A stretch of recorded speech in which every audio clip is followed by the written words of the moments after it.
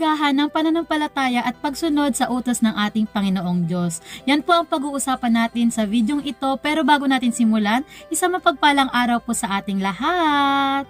So pag-usapan na nga po natin ang dalawang mahalagang aspeto sa ating buhay espiritual, ang pananampalataya at ang pagsunod sa utos ng ating Panginoong Diyos.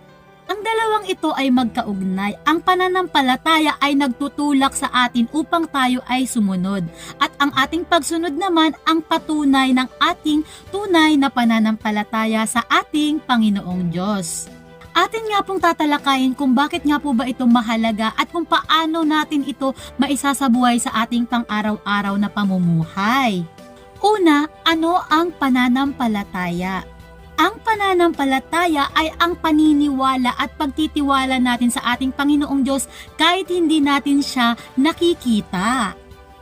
Basahin po natin ang sinasabi ng Biblia sa aklat ng Hebreo chapter 11 verse 1 tungkol sa pananampalataya. Ngayon, ang pananampalataya ay siyang kapanatagan sa mga bagay na hinihintay, ang katunayan ng mga bagay na hindi nakikita. Ibig sabihin, ang tunay na pananampalataya ay hindi lamang ang pagkilala sa ating Panginoon Diyos, kundi ang pagsandig at pagtitiwala sa Kanya sa lahat ng sitwasyon ng ating buhay. Pangalawa, ano ang kahalagahan ng pananampalataya?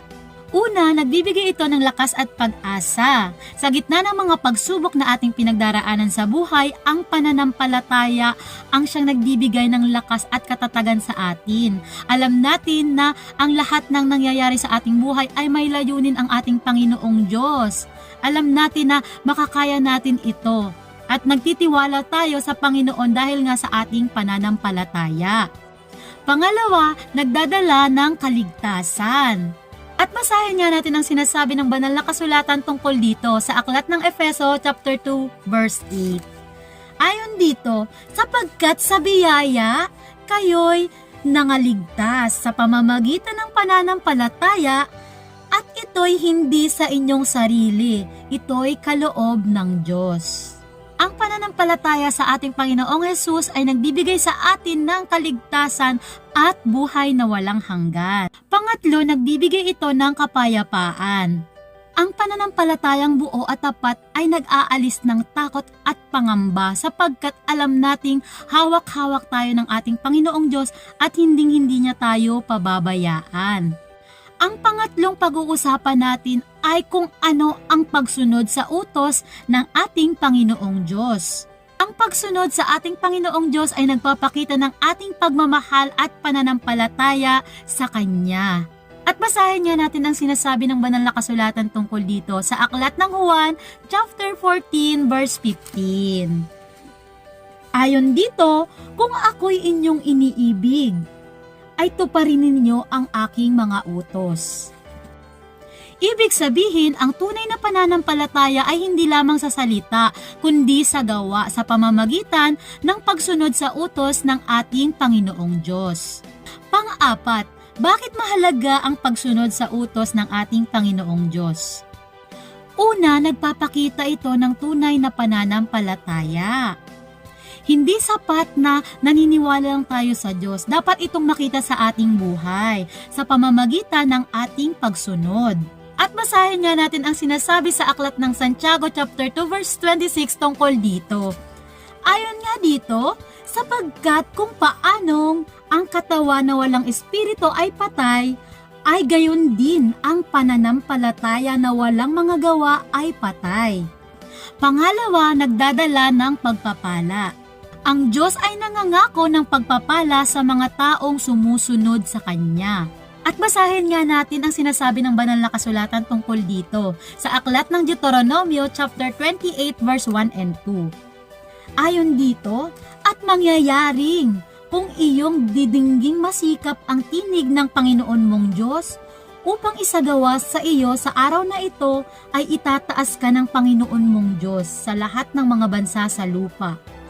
At ang lahat ng pagpapalang ito ay darating sa iyo at aabot sa iyo kung iyong didinggin ang tinig ng Panginoon mong Diyos.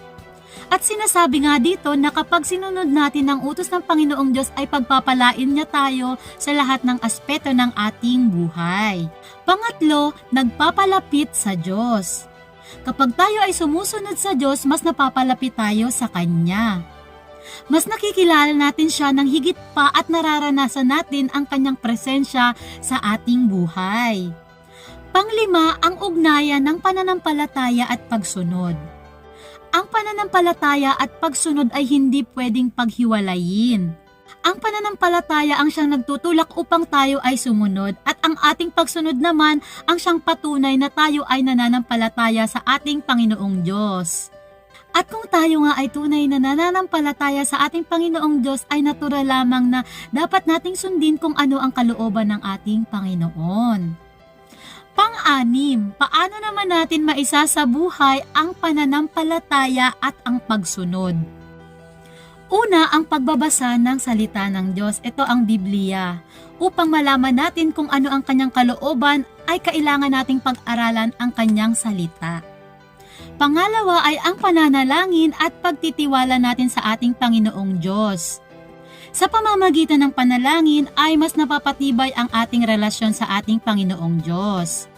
Pangatlo ay ang paggawa ng mabuti sa kapwa. Ang pagsunod sa Diyos ay nangangahulugan din ng pagmamahal at paglilingkod sa iba. So ang pananampalataya at pagsunod sa utos ng Diyos ay pundasyon ng isang buhay matuwid at kalugod-lugod sa Kanya. Ang pananampalataya at pagsunod ay napakahalaga po. Naway patuloy po tayong lumago sa ating pananampalataya at mamuhay po tayo ng ayon sa Kanyang kalooban. At sana po nakapagbigay ng liwanag ang maikling bidyong ito sa inyo. Maraming salamat po. God bless!